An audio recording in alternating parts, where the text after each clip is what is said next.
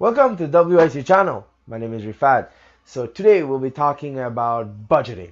It's kind of been out there. People are talking like showing how to budget. It's really complicated, and I'm trying to kind of make it simple for you guys.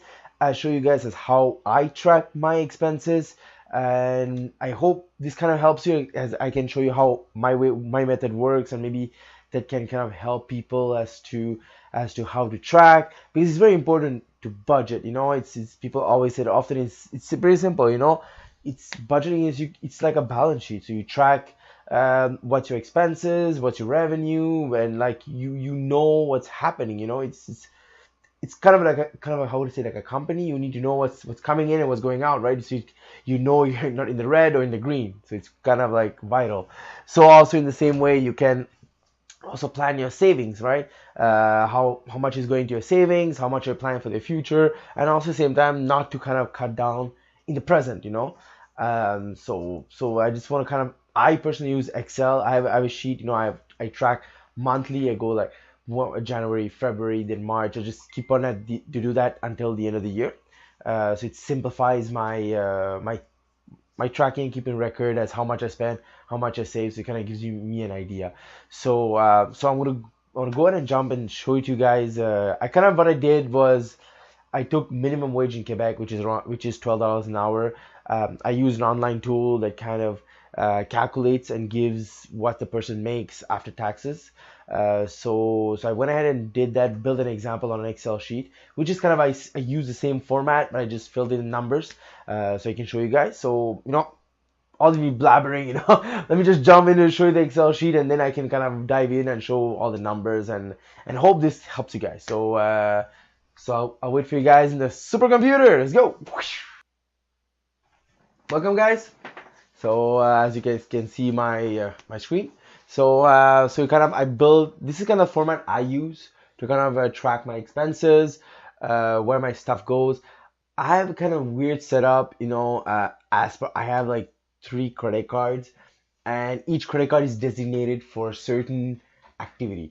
So I have one credit card that goes into like outings. Whenever I go out, I use that credit card. Whenever, example, automated payments, that is like internet or cell phone, goes on one credit card, and my groceries goes on another credit card. I have two main reasons I would say I do this. Is one is because one credit card I give more like those money back credit cards. Sometimes it's more on example outings and restaurants. I use that, and groceries on another credit card because that's kind of gives me more. So I use it on that. And another reason is it's easier to track. So example, I pull out that statement. I know that this credit card is only for groceries. So I know I'm not expected to spend. Example, in this case, it's $200. I know I'm hitting close to it, so I know I have this much remaining. So it's kind of easy to keep track. But this is also depends how someone is able to kind of control their own credit cards. But if you're able to, this is kind of a way I was able to build. So let's get into so you have here. I have the incomes.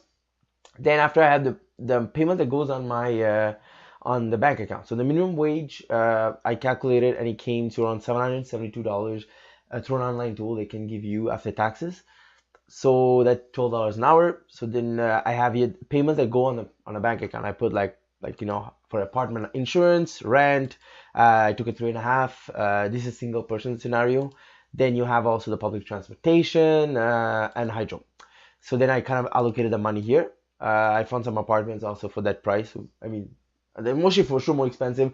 At that price, you won't expect quality, but you can find some at that price. And also there's also some benefits the government give, which I did not calculate in the revenue. If I'm correct, there's like the GST because you're below 45,000, and also Quebec gives also some, I think, some couple of dollars. Also, I think 30 some dollars per month, which is not calculated in this also. So afterwards, now I have the payments on my credit cards, which is here. I allocated a certain amount. This goes into savings, and the total amount is here. I kind of put all the amounts as per how much went on each, because I keep each categories, because I don't know, sometimes you can have a certain unwanted expense that can happen on a credit card. You can say, I don't know, you're going traveling that month, you're spending more on you bought a plane ticket, you put flight, you would put the amount, and because of that amount you don't have less amount to save. So that what happens, you just kind of remove it out of here. Like we can, it's easy because I just do all on auto sum, so it kind of calculates. So we can, example, do a test, right? We can do $200. I bought a flight, and in the case I'm not putting savings, I'm not putting TFSA, so it kind of adds up to the total remaining. Since this is all, I use auto sum to kind of automatically adjust whatever amount I add. And this is all you can play with. Expenses, then afterwards I create January, then I create February, then I create March. I just kind of keep on going. uh, so this is pretty much the way how I handle my finances in a sum, as what's the format I use. So yeah, so let's go to the whiteboard and let's kind of finalize the whole thing. Cool. Welcome to the whiteboard, guys.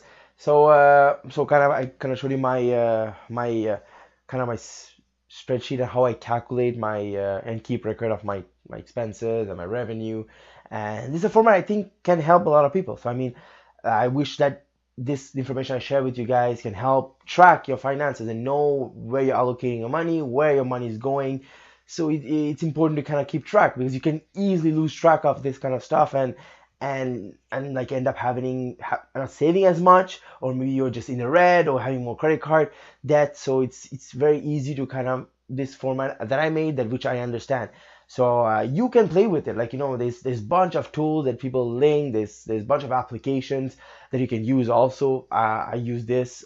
This is simple. You can even use Google Sheet, which is free, so you don't have Excel.